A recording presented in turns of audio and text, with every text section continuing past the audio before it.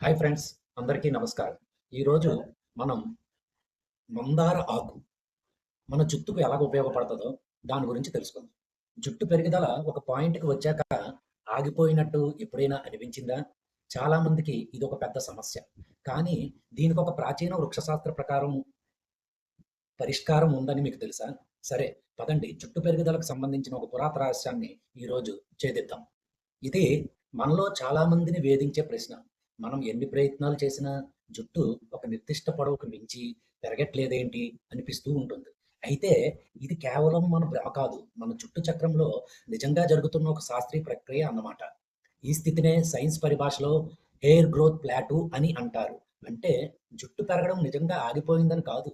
మన జుట్టు పెరుగుదల చక్రంలో అనాజెన్ పెరుగుదల దశ, ఇంకా టాలోజన్ విశ్రాంతి దశ అని 2 ఉంటాయి. ఈ ప్లాటూ దశలో ఈ రెండిటి మధ్య బ్యాలెన్స్ దెబ్బతింటుంది. అందుకే జుట్టు పెరగడం ఆగిపోయినట్లు మనకు అనిపిస్తుంది. సరే, ఈరోజు మన ప్రయాణంలో ముందుగా ఈ జుట్టు పెరుగుదల సమస్యను అర్థం చేసుకొని, దానికి ఉన్న ఒక ప్రాచీన పరిష్కారము ఏంటి? దాని వెనకున్న సైన్స్ ఏంటి? మరి దాన్ని సురక్షితంగా ఎలాగ ఉపయోగించాలో అన్నీ వివరంగా తెలుసుకుందాం. ఈ ఆధునిక సమస్యకు మన పూర్వీకుల దగ్గర ఎలాంటి ప్రాచీన సమాధానం ఉందో చూద్దాం. కొన్నిసార్లు మనకు కావాల్సిన సమాధానాలు మన పెరట్లోనే ఉంటాయి కదా! ఆయుర్వేదంలో మందారానికి చాలా అంటే చాలా ప్రత్యేక స్థానం ఉంది. దాని పేరు జపా పుష్ప. ఇది కేవలం ఒక మూలిక కాదు, ఒక పవిత్ర మొక్క కూడా.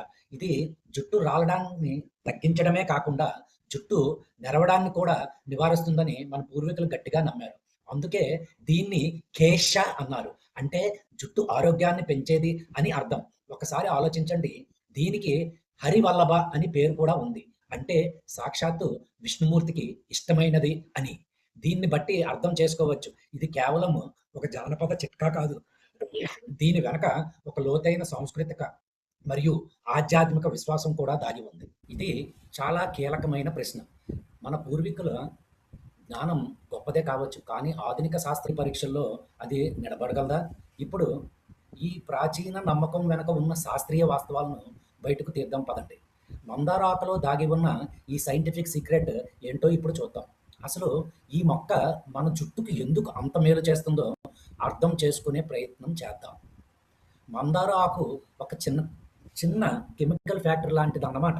ఇందులో ఫ్లేవనాయిడ్లు, అమైనో ఆమ్లాలు, ఇంకా విటమిన్ సి లాంటి శక్తివంతమైన సమ్మేళనాలు చాలా ఎక్కువగా ఉంటాయి. వీటిలో ప్రతి ఒక్కటి మన జుట్టు ఆరోగ్యానికి ఒక వరం లాంటిదే. ఇది సింపుల్‌గా 4 విధాలుగా పనిచేస్తుంది. 1, మన జుట్టుకు మూలమైన కెరాటిన్ తయారీకి కావలసిన అమైనో ఆమ్లాలను అందిస్తుంది. జుట్టు కుదుళ్లను ఉత్తేజపరిచి ఆగిపోయిన పెరుగుదల దశను మళ్ళీ స్టార్ట్ చేస్తుంది. మూడవది, రక్తస్రవణను పెంచి పోషణను అందిస్తుంది. నాలుగవది, యాంటీ ఆక్సిడెంట్లతో జుట్టు కుదుళ్లను రక్షిస్తుంది. అంటే ఇది ఒక కంప్లీట్ ప్యాకేజ్ లాంటిది కదా! ఓకే. ఇప్పుడు మన విశ్లేషణలో అత్యంత కీలకమైన, చాలా ఆశ్చర్యపరిచే భాగానికి వచ్చేసాం. ఒక సైంటిఫిక్ స్టడీ మనందరి నమ్మకాలను ఎలా తలక్రిందులు చేసిందో చూద్దాం. సాధారణంగా మందారం అనగానే మనకు అందమైన పువ్వులే గుర్తుకు వస్తాయి. జుట్టుకి కూడా వాటిని ఎక్కువగా వాడతాం. కానీ ఒక క్లినికల్ ట్రయల్‌లో ఒకవైపు ఈ అందమైన పువ్వులు సారానికి, మరోవైపు ఎవరూ పెద్దగా పట్టించుకోని ఆకుల సారానికి మధ్య పోటీ పెట్టారు. ఈ అధ్యయనం యొక్క ఫలితాలు పరిశోధనలకు కూడా ఆశ్చర్యపరిచాయి. కేవలం 14 రోజుల్లో పువ్వుల సారం వాడిన చోట 0.27 సెంటీమీటర్లు జుట్టు పెరిగితే, ఆకుల సారం వాడిన చోట ఏకంగా 0.60 సెంటీమీటర్లు పెరిగింది. అంటే రెండింతల కన్నా ఎక్కువ ప్రభావం.